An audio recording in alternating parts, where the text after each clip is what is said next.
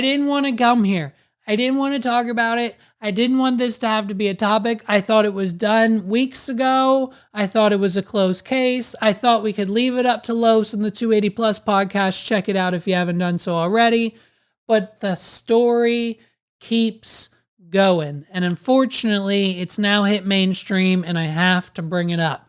Okay? A few months ago, maybe last year, sometime in the just the near distant past, it was Diddy and one of his exes, and they settled it in case, whether it was allegations or something happened, whatever else, it went away.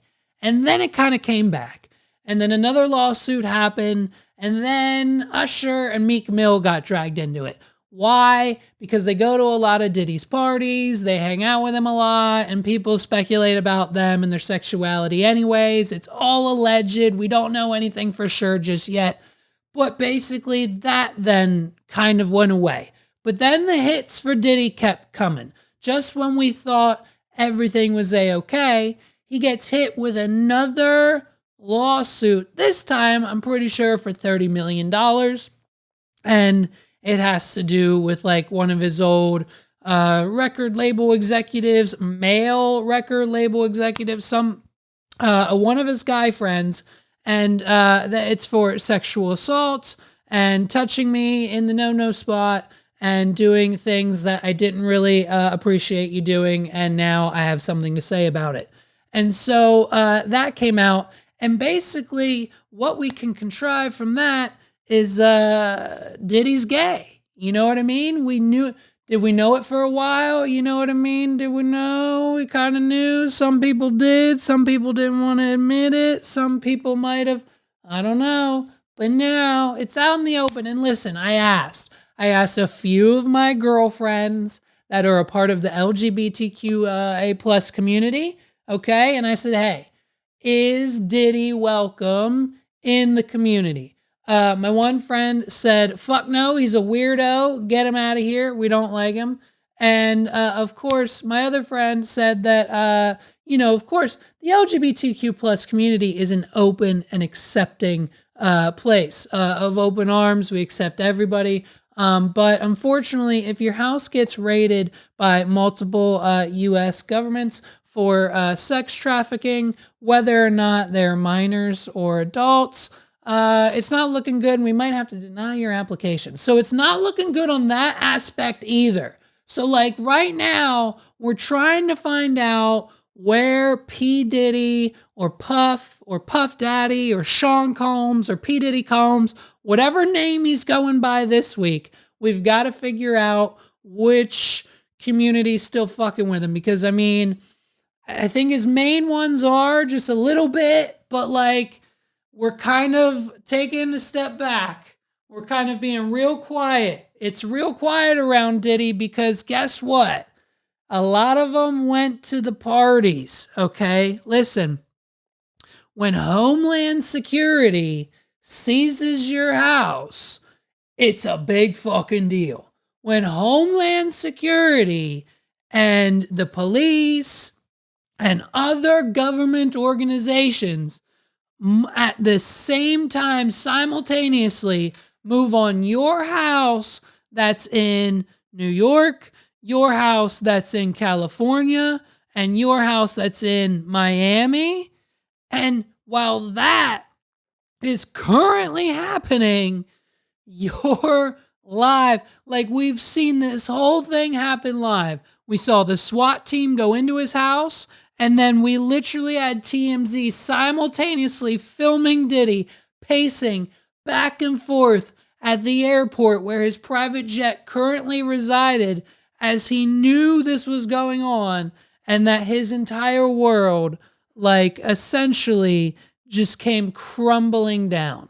And so it's over. Like, when this happens, like, I know there's been no arrests made, but rest assured, it is most likely over for this man. He has sold his shares in and has been kicked out of or is no longer associated with whatever the three has happened in Revolt Media. That's done. Anonymous buyer. We hope it's 50 Cent.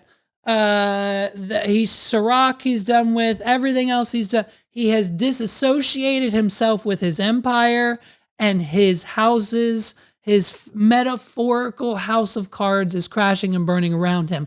And I'm not entirely sure who's going to come to his defense when these are the types of allegations. When they put the word sex trafficking, when they put the words human sex trafficking in the titles of the headlines, in the breaches, when Homeland Security comes, it's not looking good for you. They put his son in handcuffs, and then they even immediately arrested his alleged drug mule and like person, like this twitched out looking kid who like is his runner, of course, because Diddy's got to have someone who knows the streets, you know what I mean, to get him everything he needs, whether it's people, drugs, parties, kids, girls, guys, whatever he's into that week.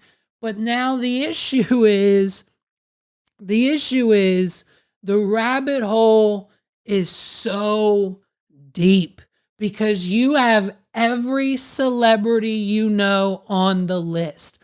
Dare I say, this is the next Epstein level style case. Now, I don't believe that we're going to find Diddy suicided in a jail cell. I don't think it's that far. I don't necessarily believe that there are that many governmental ties that it will go the exact route of it, but in the sense of that stories, articles, depositions, court cases, documents, official testimonies are going to continue to spew out between now and the next 4 to 5 years. While this entire thing, while someone gets arrested, someone gets blamed, Diddy gets prosecuted, there is no doubt in my mind that Diddy will not be arrested and prosecuted for this within the following weeks. Within the next few days, within the following weeks, I guarantee you those will be the next headlines you see. And so with that will come this entire storm, the exact same storm that we saw with Epstein, that we are continuing to see now with names, list. How many times were you on Diddy's private jet? How many times were you at this party?